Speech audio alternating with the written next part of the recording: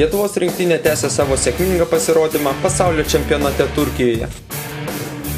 Lietuviai aštuntfinalyje po gana nemenko kinų pasipriešinimo vis tik sugebėjo švęsti pergalę ir žengti į ketvirtfinalį, kuriame jų laukia Argentinos nacionalinė rinktinė. Argentinos krepšininkai su 4 pergalėmis ir 1 pralaimėjimu grupėje užėmė antrąją vietą, į priekį užleisdama tik Serbijos komandą. Aštuntfinalyje argentiniečiai gavo savo gerai pažįstamą varžovą – Braziliją ir ją po turbūt gražiausių kol kas šio čempionato rungtynių įveikė 4 taškais. Lietuvos rinktinė susitikdama su Argentina galės šiai ekipai atsirevanšuoti už 2008 metų olimpinėse žaidynėse patirtą skriaudą, kuomet kovoje dėl bronzos medalių teko nusileisti šiai komandai. Ketvirtfinalio rungtynėse tarp šių komandų laukia tikras karas.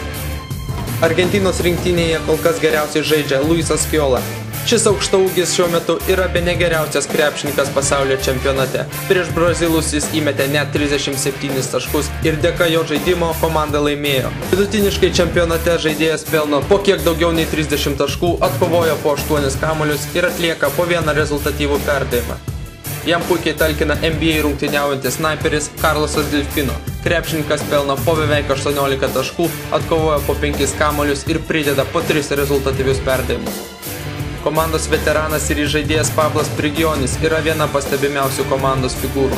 Žaidėjas pelno po 6 taškus, atkovojo po 2 kamuolius ir atlieka net po 7 rezultatyvius perdavimus.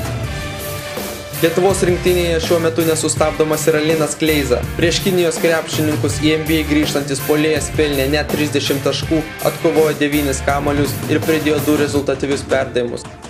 Paskutiniosiuose rungtynėse taip pat pagaliau šovė ir Martynas Gecevičius. Žaidėjas pelnė 14 taškų, atkovojo 3 kamuolius ir realizavo visus 3 mestus tritaškius.